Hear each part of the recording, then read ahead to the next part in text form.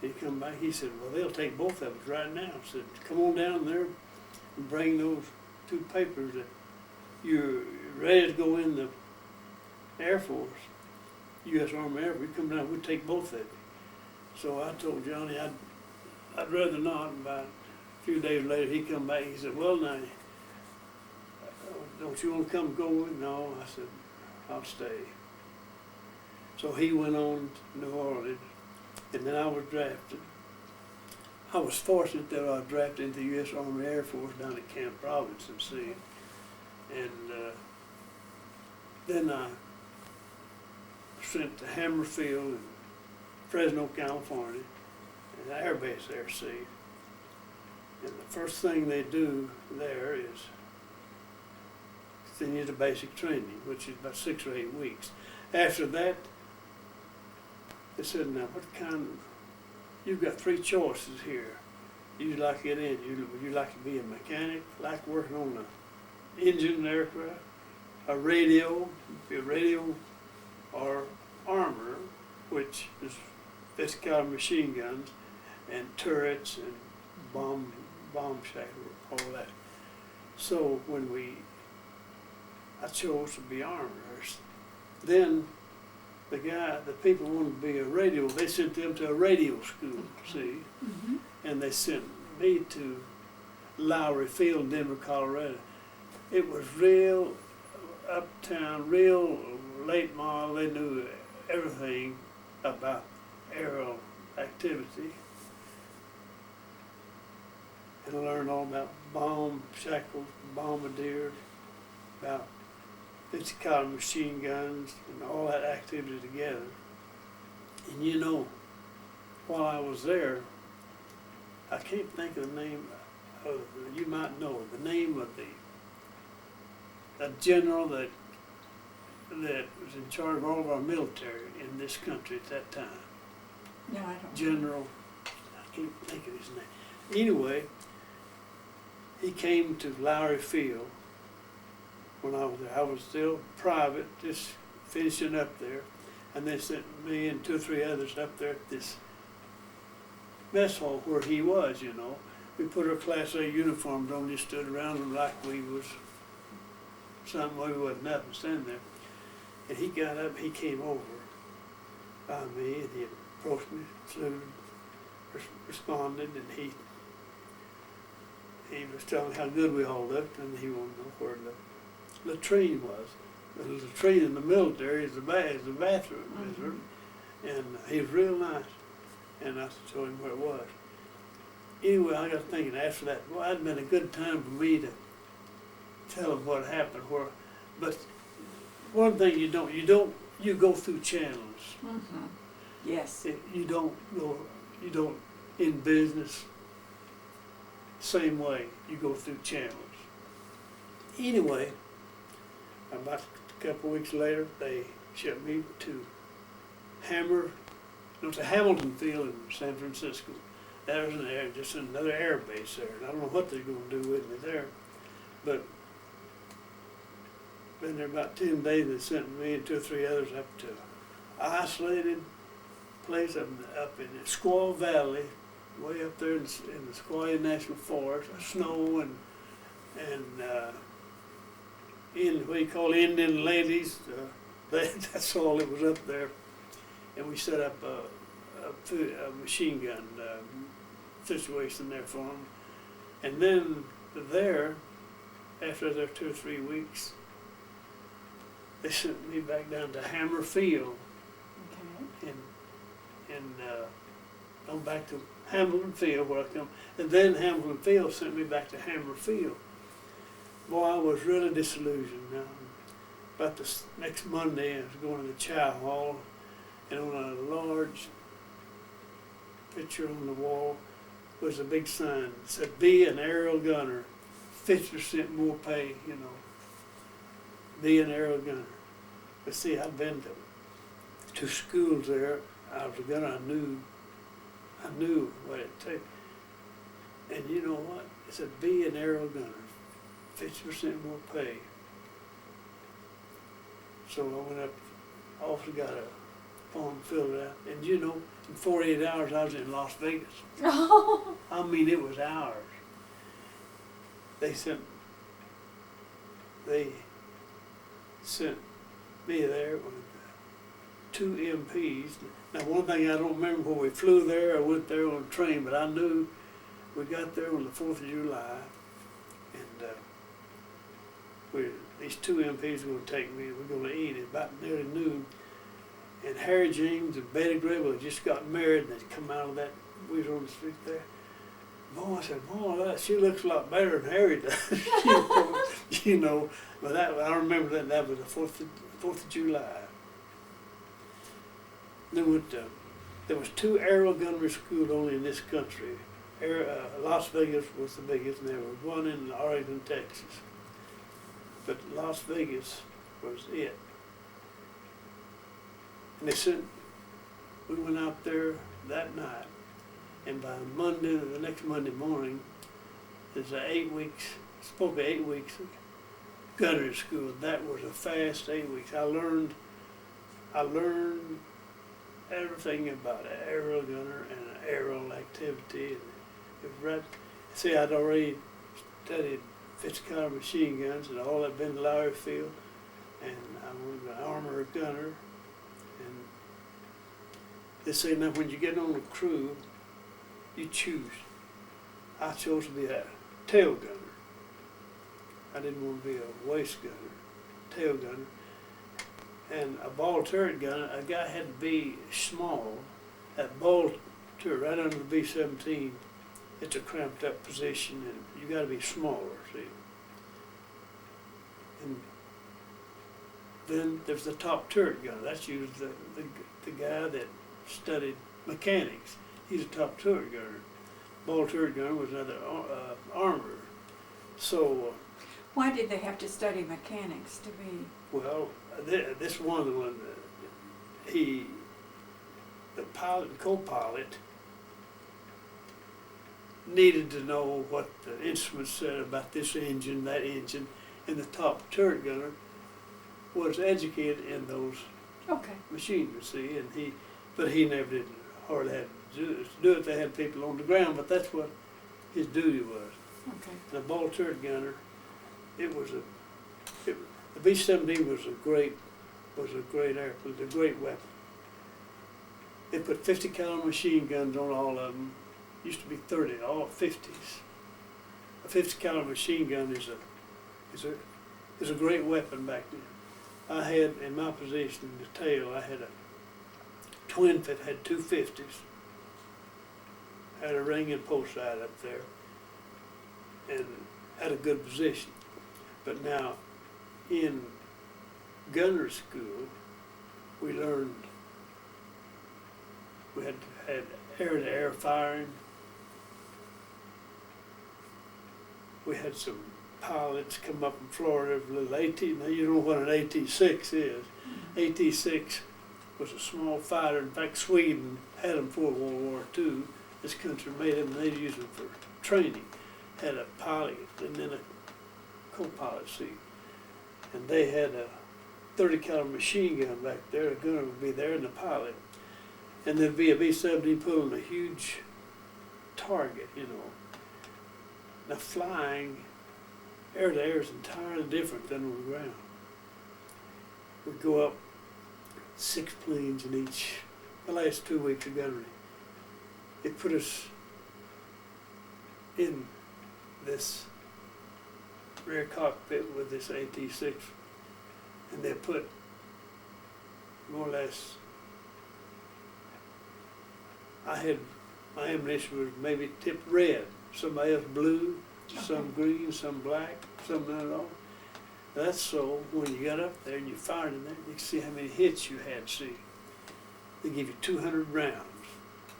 And you get up there and these pilots, they didn't like the job they was doing, you know, it was boring to them, but we'd fly along there and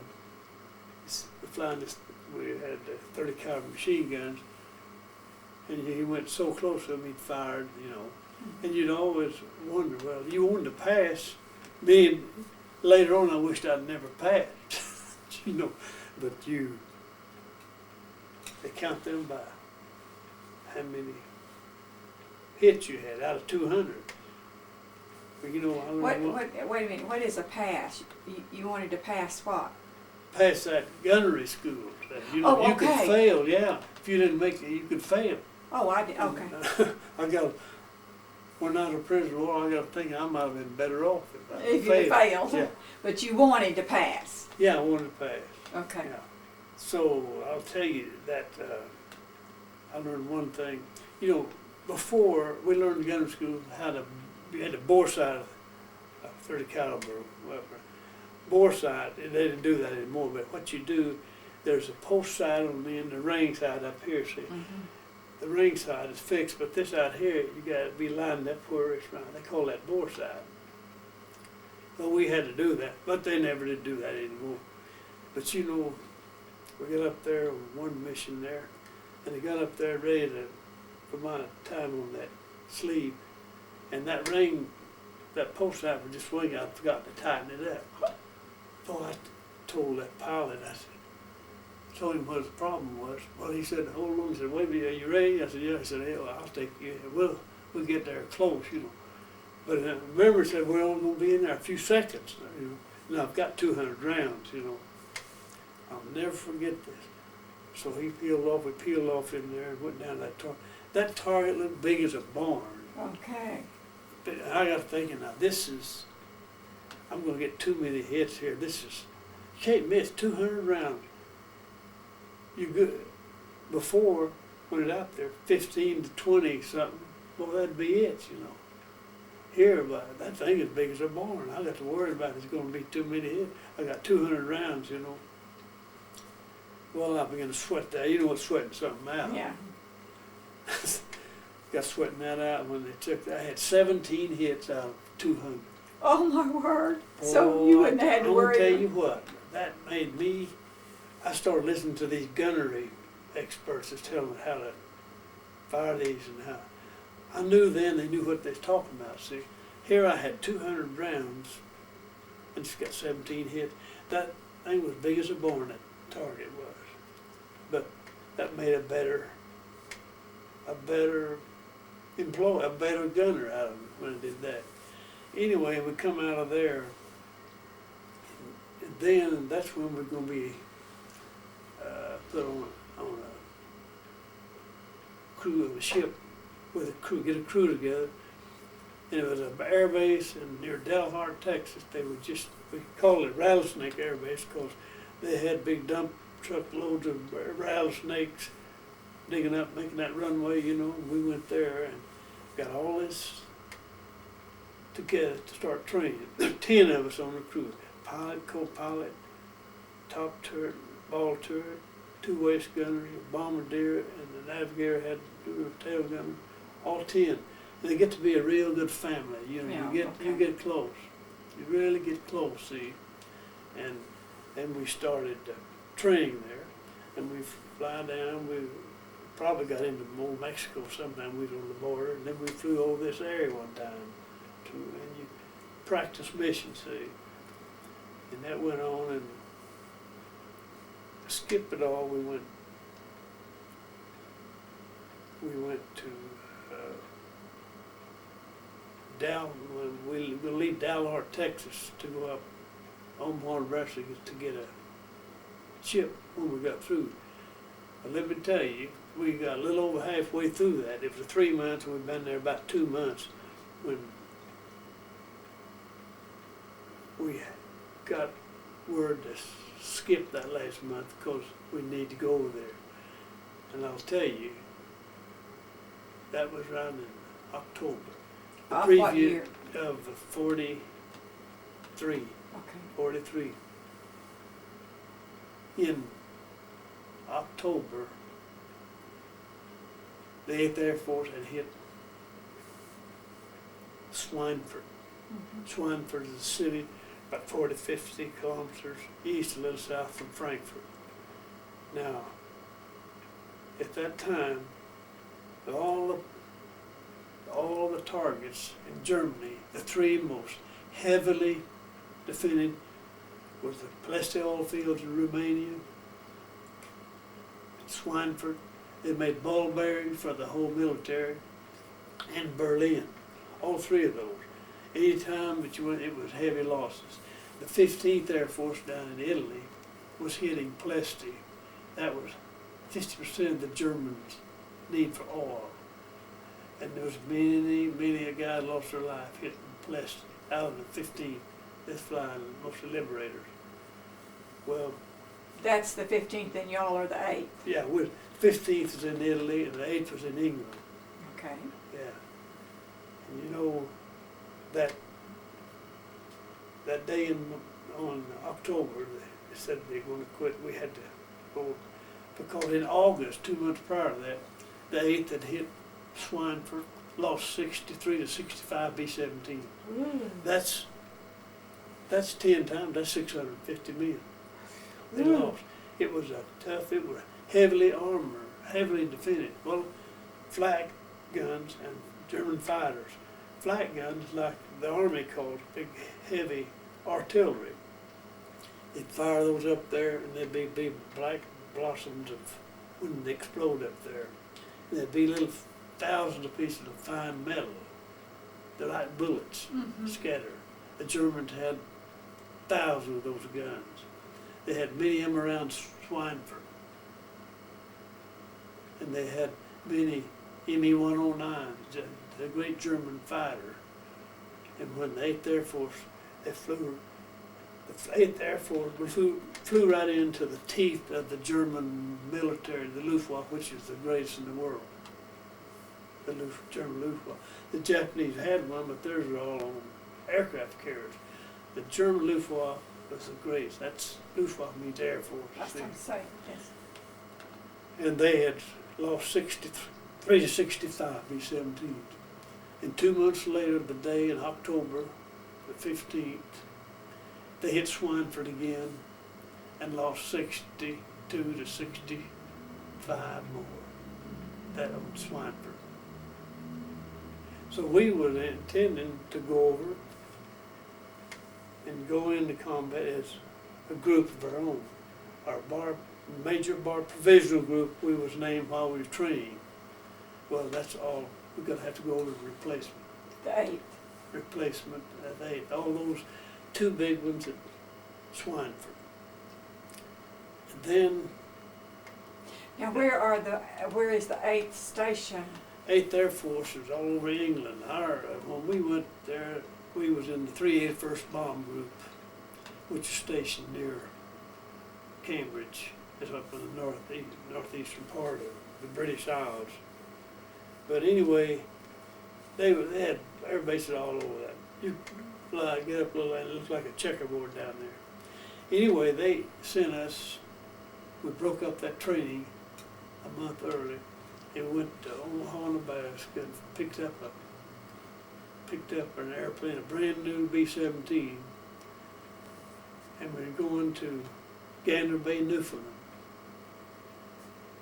And the weather, that was in October. In November, the weather over there, up there then, was just like it is now up there. We got that airplane at the air base in Nebraska, and we flew over the Michigan, over the Lake Michigan. It looked like frozen all over. It was terrible. It was terrible. We finally got, ordinary you wouldn't even fly in that kind of weather, see. And we flew to, we had to land in Michigan somewhere and stay there overnight because of the weather. We took off the next day. Anyway, we got as far as Presque Isle, Maine.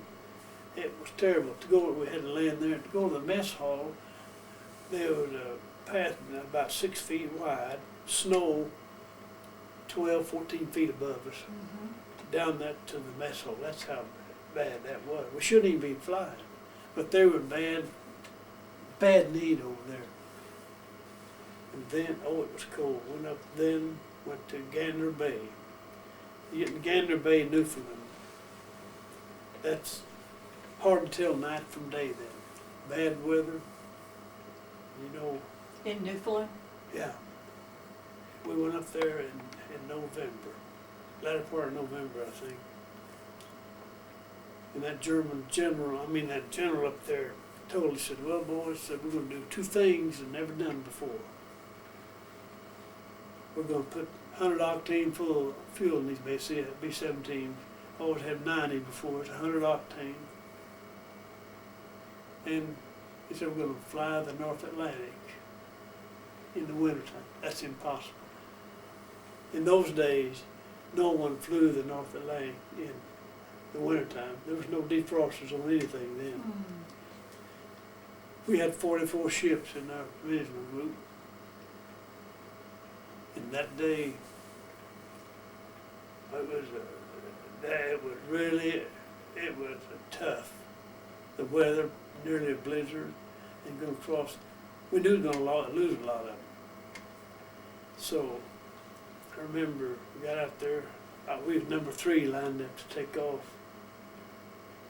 And the second one that took off. I remember the number. Now let me go back to when we left got this new ship in Omaha, Nebraska.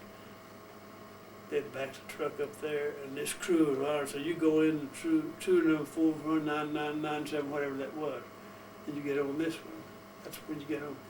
Well, they got about a block out there. We was in it, and he backed up. We had said, "Oh, you're in the wrong one. You shouldn't be in this one over here." That's difficult. So we got in that one.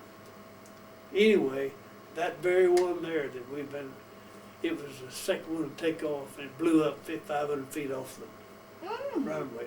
Boy, I was lucky then, you know. We were all lucky. I think it blew up smithereens. Then, Do you know what was wrong with it? nobody knows. It was just because it had, there's no telling. It just blew it up smithereens. Then we had 44 ships in that training group, one of them gone. So now you're down to 43. Yeah, and so we started flying across the Atlantic. And some of us, we had ATC crews with us, our air transport